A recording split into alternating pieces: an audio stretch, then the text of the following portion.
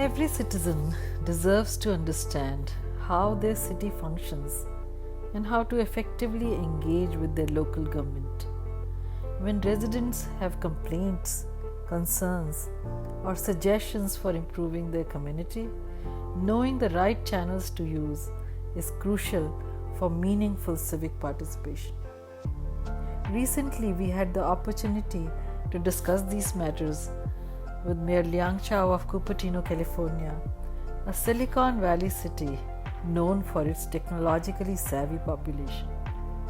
Our discussion covered the city's governmental framework, addressed common resident concerns, and examined several community building mayoral initiatives, including Cupertino Stories, Dance in the Plaza, the Juried Art Show, the Tech Icon program, and the mayor's regular coffee chat, all designed to foster deeper community connection and civic engagement.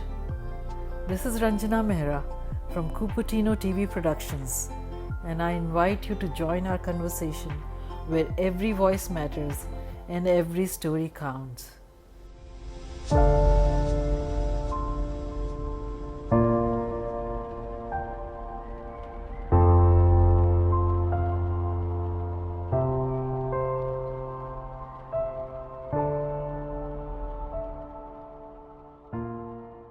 Welcome, Mayor Chao. Thank you for taking the time out to come here and talk to us. It's my honor to come here, and thank you for taking the time to interview.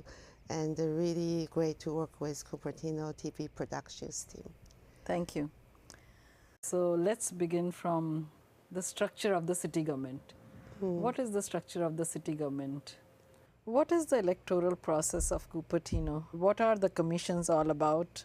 How long is your term? Yeah, I find it's funny that many people know how the federal government works, but they don't know how the local school district or city government works. So in our area, the school district and city are separate entities. The area like Cupertino Union School District, they include a portion of 4 or 5 cities, although Cupertino is entirely inside Cupertino Union, where about 40% of the Cupertino Union School District. The school board and the city council are elected by the registered voters every 2 years. But most of the school board and city council, like ours, has only 5 members. So every 2 years, we would elect 2 members. Another 2 years, we elect 3 members. So the term is staggered. So each term is 4 years. And in Cupertino, we have a term limit. So anyone elected can serve 2 consecutive terms. But if they have a pause, they can run again. Then for school board, they also is a 4-year term. Our school board doesn't have a term limit. So someone can be on the school board continuously for 30 years. Like Phyllis Vogel, I think she served 20 or 30 years. And then for commissions, commissions are appointed by the city council to advise the council. Their terms are also 4 years. Usually we do commission interview in around the late January. The deadline is usually the beginning of January. And when we interview, we appoint someone, the term is 4 years. So we also try to do staggered term, 2 or 3 each time. But sometimes commission do resign. So this year, for example, now we have a vacancy on housing and a vacancy on public safety. And then we need to appoint an economic development committee. So I'm planning to do a mid-year interview to fill these vacancies. How do these different segments of the government govern the city? Some cities have directly elected mayor.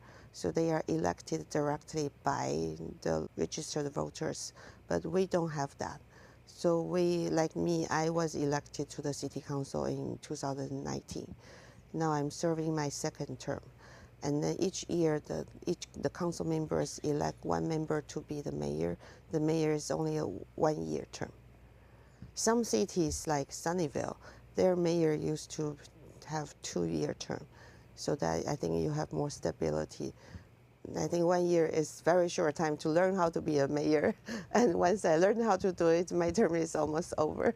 So some have a 2-year term, but it's also selected among the council members. Commission, usually the city would adopt a work program every year. We decide on, besides what we are already doing now, anything extra we would like to do. The council will have that discussion starting from about January. And then we finalize what additional things, for example, increase notification for development project. For example, item for next year is find out the gaps in services for seniors, since we have many seniors that are aging at home, and whether we can improve senior services in Cupertino. So these are the kind of work program project we might do every year. We have that discussion, and next week, June 3rd, is a council meeting where we would adopt the next year's plan, including the work program, the capital improvement program, and the budget. So the recommendations from the commissions are looked at and... Yeah, so for example, if it's a Parks and Rec Commission, they will first review the plans for different park master plan, provide their comment, and then the staff might take their direction, improve on. Eventually, that will be put on the council agenda. For Parks and Rec, they also help the council review the community grant. So we have a special community grant we give out to different organizations to host free events for the residents. The deadline for that is usually the 1st of February. And then the Parks and Rec Commission review the application, decide, prioritize, and decide how much to allocate to each organization. But the final decision is made by the council when we adopt the budget. That will be next Tuesday. Like Planning Commission, they will review some development project, then make a recommendation to the council on those projects. And so we have Bikepath Commission, then they review Bikepath plan and recommend those to the council. We have Technology Commission, and then they look at maybe potentially smart traffic signaling using technology. Then we have Public Safety Commission, where they work with the sheriff and the fire department to look at how to improve public safety in Cupertino. We also have the Library Commission and Arts and Culture Commission. Yeah, so they also advise on their specialty area. Does being at the center of Silicon Valley make any difference to governing the city, considering how technologically savvy and literate the citizens of Cupertino are? Yeah, we are really lucky. We have such a well-educated population. And therefore, ever since I got on the council in 2019, I have pushed to engage our commissioners more and empower them to be able to set their agenda, because we really can use their knowledge to advise the council. And also this year, I'm trying to reintroduce the name tags for the commissioners so that they can go out to the different events. So they are our eyes and ears for the council. Then that way, any decision they make will come from the citizens' voices. This year, we are bringing back the hybrid commission meeting. We didn't have hybrid meeting before, but during COVID, every commission had a hybrid meeting. That means the commission will still meet in person, but the public is able to call in to provide comments. So parents with young children, they could be with their kids and then just watch the meeting until the item they are interested comes up, then they can raise their virtual hand and speak. And this wasn't possible. Anyone taking care of seniors at home, they likely cannot spend the whole night waiting in a commission meeting or a council meeting for the item they want to speak on. So I think this would really make the access to commission and council meetings more equitable. Council meeting has always been hybrid. Anyone can make your comment from home. But commission meeting, I think about 1.5 years ago, it has all become in-person meeting with only recordings, so that if anyone would like to attend virtually, they can only watch. They cannot make any comment, except planning. So we, in the past 2 years, we had only city council and planning that's virtual. But we have had a lot of requests to have hybrid commission meeting. So we are trying to make that happen again. This is something I think maybe unique to for Cupertino, because people are used to technology. They are used to attending hybrid meeting now. People are also very busy with their life. So this would allow them to be able to stay engaged. So, how about getting the input from citizens for certain decisions that you make about features in the city and all? What do you do? For specific things, the city staff does conduct surveys. And there is a survey page where you can subscribe to them. For example, recently they conducted a survey on active transportation plan. And last year they conducted a survey on Memorial Park Master Plan. And this year there is an electrification study. And they also go out to the different festivals to have a booth. People can vote on the features they like in the park, put a dot on the board, things like that. And the city also use different social media channels to promote any of these study or ethnicity events. However, I do think the city did not take full advantage of the vast technology we have. The city does have an e-notification system. If you get on most any page about the project, there is a place you can subscribe to get notified through email about the project. And you can sign up to email notification for mayor's chat. So the next mayor's chat, you will be able to know the location and time. While we are on the topic of technology, there is a big behemoth of a company, Apple, in Cupertino. And if we consider Mountain View, there is Google, and Google gives a lot of perks to Mountain View. They run free buses in Mountain View. Does Apple have any perks for Cupertino?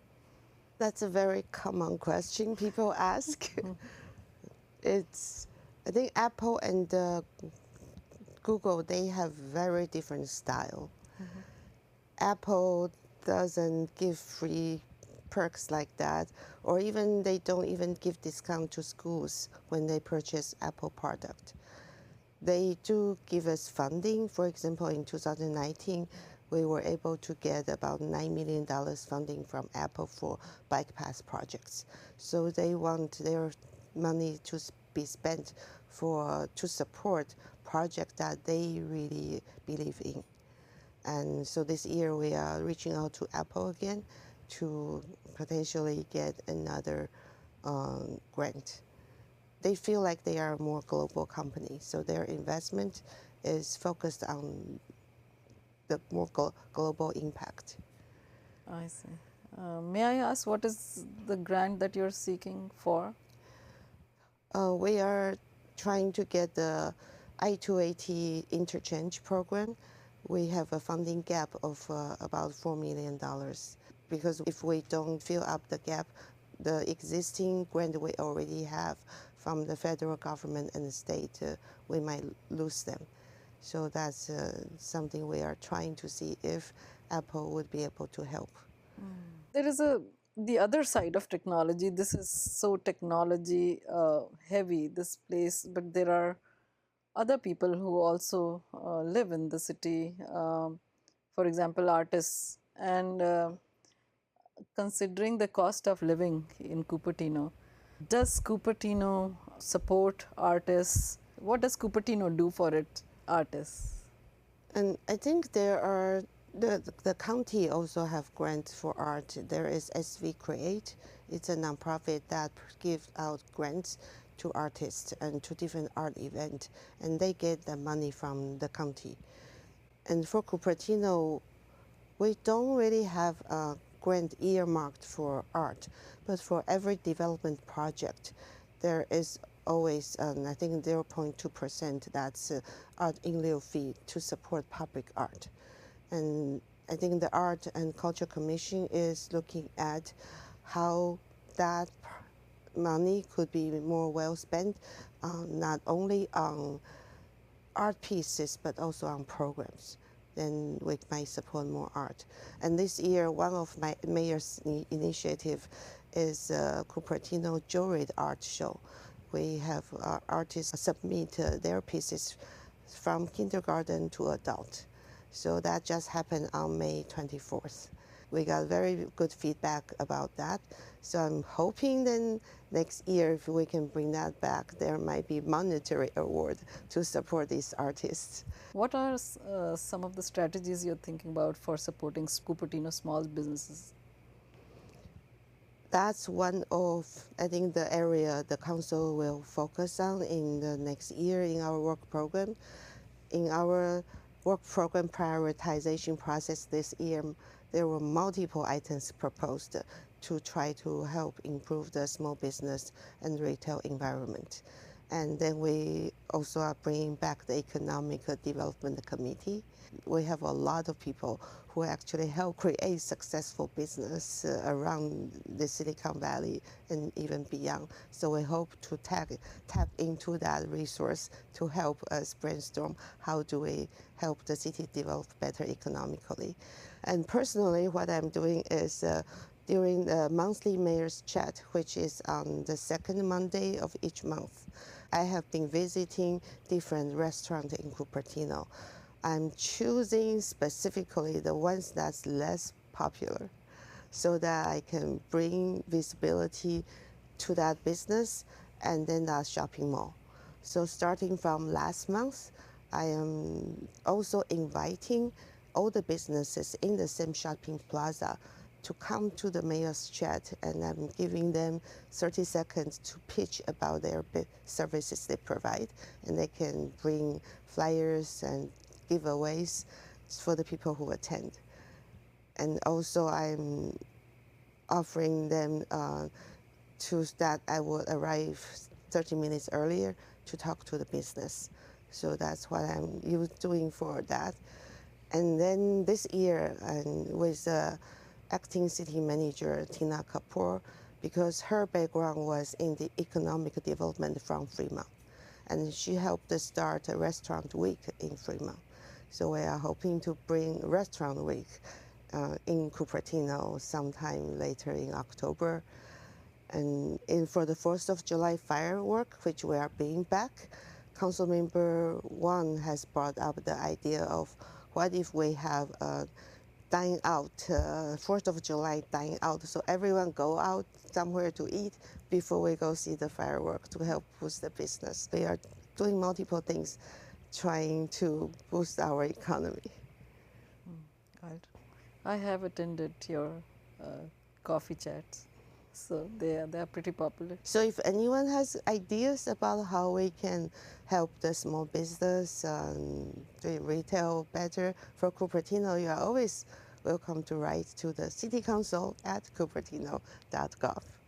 Any infrastructure improvements planned for improving citizens' daily lives, considering there is a very popular Regnard Creek Trail? So we will have a grand opening of the Jollyman all-inclusive playground. That will be on June 13th. So that's one improvement. But every year we do have a certain amount of money that's spent continuing to upgrade the different playground and add shade structure or add chairs in our different parks. So if anyone have specific requests that you would like to see in your neighborhood park, you should write to the city manager, city council, so that might be considered in the next year's plan. And then in terms of other more heavy infrastructure, we have already adopted plan for a Memorial Master Park and then Mitty Lawrence Park. So plan is adopted. Pending funding, we will slowly implement them. I think the last few years we also had the library expansion project. The 2 stories program rooms are funded by the city. So now the library is able to host more programs. We found the building of that library. The downstairs of the two-story expansion opens to the courtyard. So every Sunday this summer they are having a summer concert in the courtyard, which would be an indoor-outdoor environment. You said anybody who wants something in their neighborhood or park, they should write to the mayor or city council, like email them? So you can always write to citycouncil@cupertino.gov, and city manager will be citymanager@cupertino.gov. So you can also write to Parks and Rec Commission. Then every commission now have their own email address. I think I kind of requested that in 2019 when I got on the council. That's part of making commissions more accessible. And I requested to put commission photos and contact information on the website. So most of the commission, you just spell out the commission name, Parks and Recreation Commission or Backpack Commission. But you can always go to the website of that commission and then find out their contact information. How are you planning to address affordable housing challenges while maintaining Cupertino's small town character? We are required to address affordable housing needs by the state law. That's why we have adopted the housing element. And through that, multiple sites in Cupertino has been upzoned so that they can accommodate more units. But at the same time, the true affordable housing that's below market rate does require funding. So we need a state or federal fund for those projects. That the city does have to partner with nonprofits to make that happen. One affordable housing project that has finished is in Westport. So we have a building that's for senior below market rate housing. And then the county has purchased a land near 280 and Wolf. So they will be providing teacher employee housing and also below market rate housing on that site. So the city has committed $1 million for the project. That's for the initial phase. And then another project that we have been supporting is the Mary Avenue project. It's not the ideal location for below market rate, but Cupertino doesn't have a lot of land. So I'm grateful that the Rotary and Charities Housing are taking that on. So they are developing, and the city has committed about $3 million for that project. So that especially also serve the intellectually challenged population. And we have quite a lot of them because CUSD and FHUSD is known for great program for autism and special needs children. And once they grow up, they need a place to live. I think that the best way for us to increase housing without hurting the character would be duplex or possible ADUs that's within our community. If you design it well, a duplex, even a fourplex, would look like a single-family home. But then there might be 4 smaller units. Just imagine you have seen 4,000 square foot mansion, right? But that could be very easily made into 4 smaller units. I have encouraged the city to adopt the pre-approved ADU plan because the process of developing ADU is costly and there is a lot to think about. So there are ADU workshops that people can attend to find how to do it. And there are developers who specialize in this kind of development. I think we can engage them to connect them with our residents. Also, they will help you to get financing for the ADU. Maybe you can get a HELOC from your current home to help build for the ADU, and the rent from the ADU pay for the loan. So you don't really have any extra expense. But after a while, you'll have 1 extra unit that maybe next generation can move in. How long does it take to get a permit these days? That's one of the work program items that we are trying to streamline, is especially to streamline the permit process for smaller home improvement. And I think also for ADU. ADU is a more complicated process because of the utility hookup. I heard that's the most complicated part.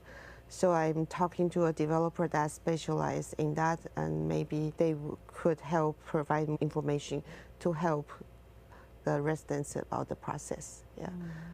While we are talking about affordable housing, is there any scope for that in the Valco project? Let's expand that to when are we going to see Valco rise up from where it is right now? Many people ask that. I wonder about that too. They have been updating their plan. So last November, they submitted a third version of their plan. Affordable housing, initially when it was the Valco SB 35 was approved, the requirement is 50% below market rate. So the 2,400 units, initially 1,200 will be below market rate. Although they are all like studio and one bedroom. So the third revision, because of state law change, they only need to provide 33% of units that's below market. So the number of units is reduced, but they added a few family-sized below market rate units. And I think they are doing some underground work. So I think the last 2-3 years there was a hold up because there is a lot of pollution from gas station and the dry cleaner underground. So their environmental cleanup plan wasn't approved by the county. So it was finally approved last year, and this year they are doing some, maybe like 100 trucks are going in to fill up the gap, because the third version of the plan, they reduced the parking from 2-story underground to only 1-story underground. So they had dug some dirt out, now they are putting them back in. And hopefully that moving of dirt will come to a conclusion around July. Then I hope they will then start building. So there are no penalties for delaying the project? Each project approval, usually there is an expiration date, 3 years or 5 years. For Valco, they were almost going to expire, but the state, because Valco is a SB 35 project, so it's streamlined. Only the staff approve it. The council actually has no authority of approving, and the state allowed them to extend the project duration. Could you tell for our viewers what is SB 35? It's a Senate Bill SB 35. The intent was to promote more below market rate housing. So if a project has 2/3 residential and 50% of the residential is for below market rate, that means it's for people who are earning like 70% of every basic medium income. Then that kind of project would be streamlined. So as long as they comply with all the general plan and city standards, then it would not require council approval. So the Valco was initially approved through that process. So is the state monitoring the progress of this project? Is that No, what you're state doesn't. The state just makes the law. The city staff just makes sure whenever they have a revision come that they review whether it complies with the current standard. Yeah. The latest version is about 18, 19 stories tall. So I think their first version was taller, about 24 smaller tower, but now it's 18, 19 story, but it's a bigger bulk of the building. The reason it's that tall is because the standard in Cupertino, the general plan, did not set a height limit for Valco, even though it's almost every city, for every site, there is usually a height limit, a density limit, but it wasn't set because back in 2015, the council removed those limits in the hopes of working with developer, and then they would submit a plan that the council can then weigh in. At that time, council approval was required. but the state law removed the council approval requirement, and the council should have fixed the general plan to restore the previous height limit and requirement, but they choose not to do that back in 2017. That's why Valco is as big as it is. Yeah. We can do an entire program on this, and Yeah. still there would be questions. I mean, it has morphed from a living roof to, no living Yeah, roof. true. It's been 10 years since Valco Shopping Mall was closed down. I wish that they could just kept the shopping mall before they decide finally what to do with the project. Valco wasn't really dying at the time. Valco has been generating about $1 million of sales tax for Cupertino, which means that they are earning about 100 million revenue every year. Even during the 2008-2009 economic downturn, it has been very stable, even up to 2014. Many shops there were there 20, 30 years, and they saw Cupertino residents grow up from little kids coming to their store to an adult. So it's very unfortunate that it was closed down. I understand this is something you inherited, right? Yeah, but we do hope that project will be successful. It's still a lot of units that will be built. So I hope to see them moving forward. Yeah. With housing, of course, there would be more traffic and more parking required. Any plans to improve traffic? That's very tough for the city because I think we recently approved an exciting project that's an amendment to the Westport. It's a project across from De Anza College that used to be the Oaks Shopping Mall. So the first two portions of the project are already finished. One is the below market senior housing, and the other is some townhomes and row houses. So I think that's more affordable rent in that type of housing. And the third portion hasn't finished. It was for senior assisted living. Initially, they had 2 levels underground parking. And an amendment in 2021 reduced that to 1 level underground parking, but with stackers. So one car could be stacked on top of another. And this latest revision, they removed all underground parking. The reason is the state law allows development that's within half a mile of so-called high quality transit to have no parking. High quality is defined as bus that's 15 minutes between each bus in the peak hour. So Stevens Creek qualifies for that. Therefore, they can remove all the parking. So one thing people are very, very concerned about is the parking challenges that we introduce for that project and also any Memorial Park events. And then the Merritt Avenue project is also there that we basically take away some parking space to have space to build below market rate housing. We try to work with the developer, so they were really cooperative. Even though they have to remove the underground parking to make the project feasible economically, they did manage to create 20 extra spaces than they originally proposed.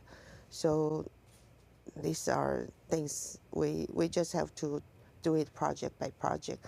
Along Stevens Creek, all the projects don't have to provide parking, but most developers who are concerned about community impact are willing to still provide parking because that's a benefit to their own residents' business on the project. So we then rely on the city staff to work with developer to still address parking even though when it's not required. So it's challenging. But we hope to have a signal updating. I think one issue with traffic in Cupertino is the traffic signal. You'll hit a lot of red light when you go down De Anza and Stevens Creek. We can use technology to align the signals then if you are driving at a normal speed, you shouldn't be hitting too many red light. So that's something that we can try and improve. Yeah, synchronized, right? Synchronize it, yeah. There is a Stevens Creek Region study that's trying to look at any potential for high capacity transit down Stevens Creek. And that's a study together with San Jose and Santa Clara. It proposes a light rail in the medium of Stevens Creek. Some people like it, some people don't like it, and some people is promoting to take away one lane on Stevens Creek for dedicated bus lane.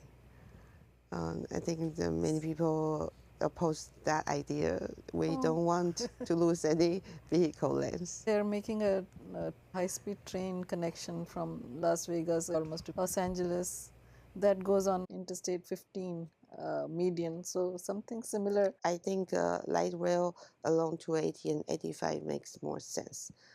Because if you build a high capacity transit to the end of Stevens Creek, it doesn't go anywhere. So it's better to go along the highway that already goes to many cities. But that's a lot of discussion. It's tens and billions of dollars in the future. Is there a master urban plan for Cupertino that manages sameness of looks and facades, keeping in mind, of course, safety and consistency? Actually, every city is required to have a general plan. Some cities call it a comprehensive plan. This plan does define which area of the city you can build, how tall, and then what the streetscape should look like.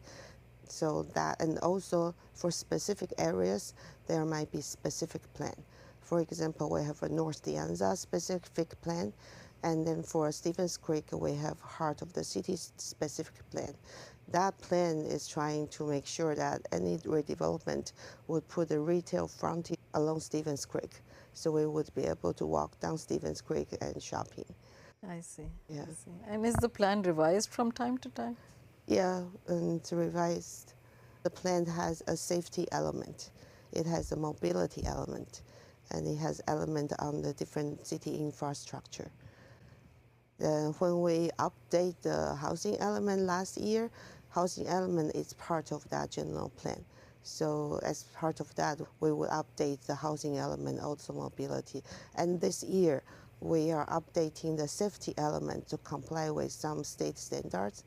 And since we also did a road safety study and Vision Zero study in the last 2 years, that will help inform our safety element.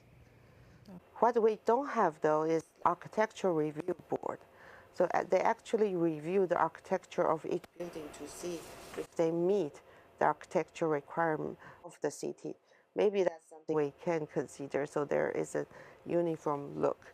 Another plan that the city likely will be working on next year is an urban forest plan. I think Palo Alto is nice that they have a lot of times an entire tree that's the same type of tree with foliage cover.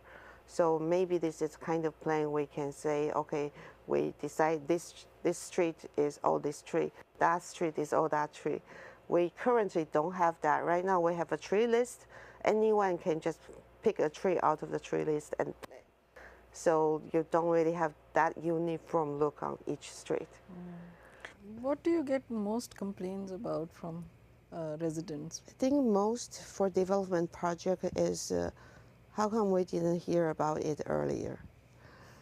I think the city sends out notice either by mail or by through other channel, but somehow we just can't reach out to everyone, and especially those that are impacted.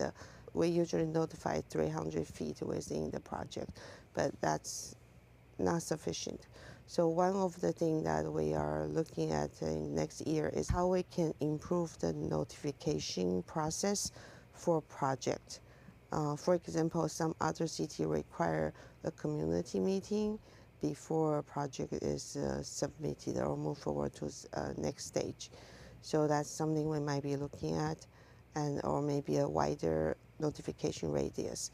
But wider notification also means more dollar to do that notification. So yeah, so we need to look at that. And I think some other complaint is once a project is approved, it gets amended. Unavoidably, developer needs to amend that because of fiscal challenges. But people don't get notified when a project they participated in got changed. So if we can improve process also for any amendments, yeah. We see patches of land in Cupertino and nothing happens. What is that all about? How will things change? It's all private properties, so there's not much the city can do. What I do personally is I take pictures of them, try to pass them to other people who might be interested. But some of the property owner, they do have their specific plan. So they are not in a hurry to even sell the property. Because in this area, even when you do nothing, the property value does go up. So, and then when the interest rate is high, investing in redevelopment may not be the right time. So a lot of developer may decide, I'll wait for 2 years before I develop. So that's also possible. When you say you pass it around to people who are interested, what do you mean? Oh, like another company, they told me that they are looking for a headquarters space. So when I see something that might be suitable, I pass the information. Yeah. There are developers who specialize in small scale development. For example, on McLaren Place, McLaren Road, there are right now two projects. One is building 6 units on a small lot next to a church. But these are the 6 units, that's all single family home. But then there is another one that's going to build 27 units on a small lot. That might be too tight for the lot. There are developers who specialize in product that fit in our community, and we can try to encourage them to find sites. That's why I talk to them about here is an empty lot. Would you be interested? I only mention that to the developer who specialize in small scale development that fit in our character. But if it's another one who is looking into building 6, 7 stories, some people specialize in that, then I will be talking to them about potential sites on Stevens Street, but not on a smaller street. I do hope to do more of that. I think, yeah, one thing I have been trying to do, as I have mentioned earlier, is through the Mayor's Chat and Restaurant Week, we are able to help our business owners more. And so what I've learned is other mayors, like San Jose or Fremont Mayor, they actually proactively reach out to the businesses to find out what they need if they are looking for new office space, and then try to connect them to the resources in the city. You collaborate with area mayors? We have a West Valley Mayors meeting that include Cupertino, Saratoga, Campbell, Los Gatos. So we have a mayor meeting for that area. And then we have a quarterly meeting between Cupertino, Sunnyvale, and Santa Clara. So we have a meeting for that. And there is a county-wide meeting that's hosted by San Jose Mayor. We also get together on that and talk about common interest. So one of the common interest with the Saratoga, Campbell, Los Gatos area is the fire safety, because we all are in the hill area. The fire favorite zone now has expanded. So how do we help our residents to be more fire safe? So next council meeting on June 3rd, I have invited a fire safe council to give a presentation. Then with the other San Jose and Santa Clara mayors, their focus now is also about the Super Bowl next year. So how will we address the traffic challenges and housing challenges when we have so many visitors? But then things also is how do we take advantage of that and to help boost the businesses in Cupertino. so are already in their perspective areas. So that's different mayors have different topic that we work on. Yeah. Do you also collaborate with the state? Yeah, there is not that much collaboration with state unless we have specific things we need to communicate on, like for the housing element, for the fire safety, and we might have some communication to get information. One complaint that I heard from some residents is that city people came and nailed some metallic signs to city trees and could have damaged trees and perhaps did. So where should people go when they have complaints like this? I think for this kind of complaint, it's best to write to City Council at cupertino.gov because it seems like to be a policy issue why we are putting name tags. And I think the city has responsibility to maintain some of the city trees. Maybe they would like to make sure that people know this is city tree, don't do anything on that, so that the tree is not damaged. But a city always works with expert, has arborist, so I'm sure that this kind of tag wouldn't be hurting the tree. Because tree is different from us, right? So I'm sure they have their study. But if you are concerned about the health of any street tree, maybe in your area or in another area, then you should use the Cupertino 311 app. It will automatically identify the location. Then you can file a complaint about this tree. It could be hurting because of other reasons, maybe not because of the tag, but maybe it needs attention from the city staff. So if everyone can notify us, that would be great. For example, it could be a tree that's overgrown that's blocking a stop sign. Then that's a safety issue. So file a complaint. For example, the sidewalk might have cracks and some people might fall. Then please write to the city.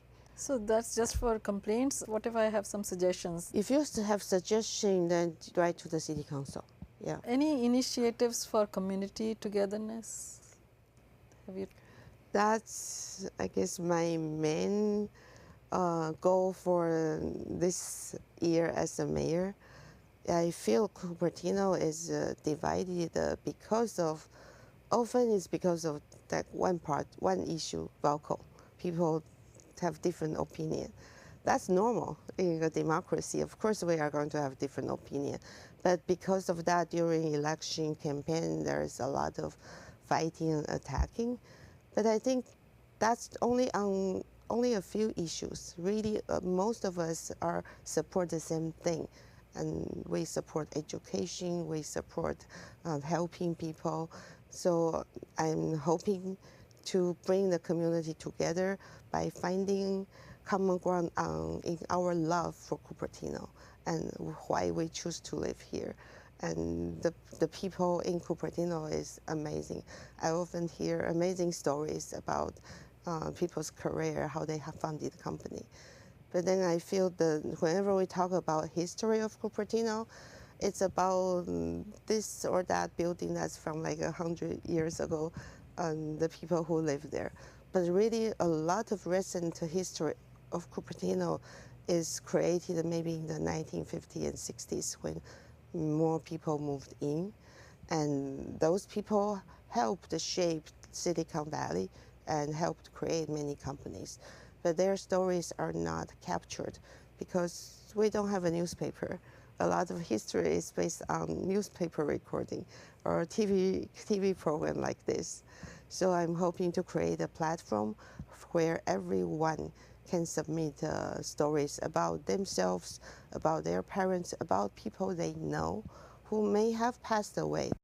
So that's why I started the Cupertino Stories Project, so that it's easier for people to submit. My initial idea was it could be just like a Google form. People can, there are some questions and you submit the answers, then we can collect a lot of them. Then we would have a Cupertino data set. The data set then can be used by artificial intelligence tool to extract more stories from different aspects about Cupertino. But then I learned late now that not many people like to answer survey forms, but they may like to be interviewed. So we are accepting audio video interviews, and I'm working with the California Science and Technology University. They have a team that's helping to create the tools to convert audio video story to text. So the website is being improved on. Once it's improved better, we can start collecting more stories. So anyone who has ever lived, worked in Cupertino or volunteered in Cupertino are encouraged to submit your story. We want stories about people, about business, about organizations. Seems to me you're really passionate about this project. Yeah. So besides the Cupertino Stories project, I I like dancing. I was in the folk dancing club when I was in college. And when I come to the US, I have looked for folk dancing clubs around here. We do dances from different countries. We have a really great plaza in front of the library. So I hope to dance in the plaza. And we had one event in April. We have had dances from Taiwan and India, and also you can do an American music. We will have a second one coming up in June, on June 8th, and then again we will have different type of dances. We will have teachers who will teach you some simple moves that it's easy to follow along. And then the art show that I mentioned earlier, it's also a volunteer who's mentioned that Cupertino doesn't have our own art show. So I thought as long as they would like to organize, I'm happy to support. Then upcoming this Sunday, June 1st, is an interview to Cupertino entrepreneurs that's organized by an organization called Tech Icon. They do podcast interview. So as long as they would like to organize this, I support as mayor's initiative. Mostly it's all done by volunteer, taking very little city staff's time except providing the facilities. You must have a vision for the 1 year term that you have. How do you incorporate that into how the city is going to look after 1 year? For this year, I think everything I run for the council, I have run on transparency and accountability and community engagement. Those are three tiers that I feel is very important. So this year, I've tried to improve the transparency and accountability. So it's easier for people to find the information. When you find information, it's easier to have more accountability on that, and then improve community engagement. That's why I do all this mayor's initiative project that I hope different people might be interested in different things. And maybe once they start attending a mayor's initiative or mayor's chat, then they will pay more attention on what the CT Pro is offering. Do you have an ask from Cupertino residents? We always want Cupertino residents to be more involved. And because if they don't tell us what is not working, we cannot improve.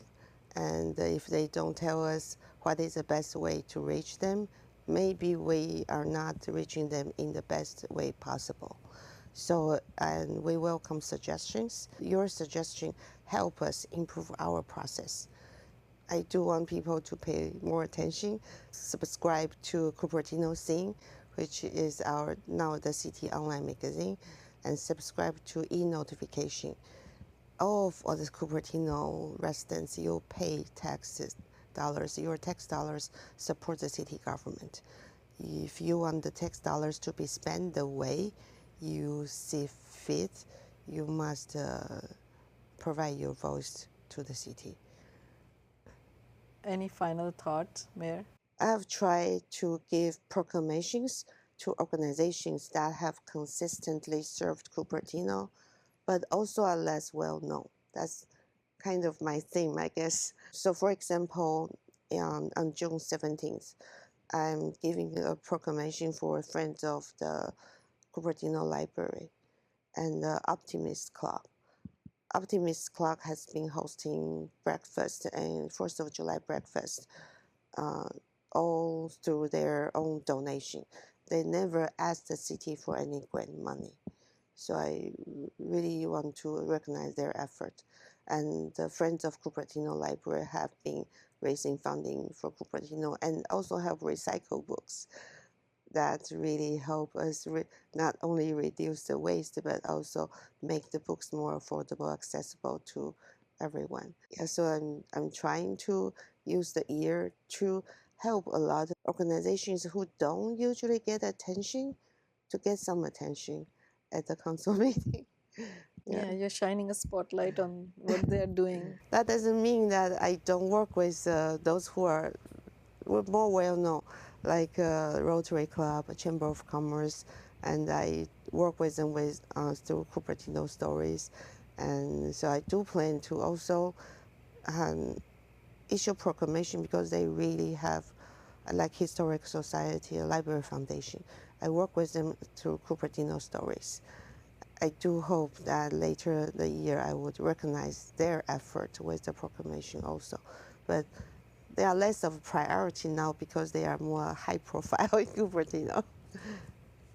We are also very lucky that we have some amazing city staff who are very dedicated to their job. So Parks and Rec, they are putting on summer concerts and then all kinds of events throughout the year. Each of the event takes a lot of effort to organize, and then they are pretty innovative in coming up with these events. And Public Works, it's a pretty large portion of our budget, but they do the maintenance of the road, the street light, the parks, and the storm drain. When it's raining outside, they are going out to find out where there might be water, and then try to clean up those dangerous areas. And then just we have some really amazing city staff. Really, really appreciate that. I think the city provides a great environment. I've seen city staff who came in as a receptionist, but then they find the right place in city government and move up to different departments. The city has multiple departments, so it's really a place where someone can always find a suitable position for them, for their talent, for their own passion. Yeah, and then we are also very lucky to have some very dedicated CERT arm radio volunteers. And so I hosted an appreciation dinner for them to thank them for all their effort, and also the block leader program. But I do hope we need to improve the coverage of block leader program and neighborhood watch program in Cupertino. Thank you so much Thank for you. coming here, Mayor. Yeah. Thank you. This was really valuable.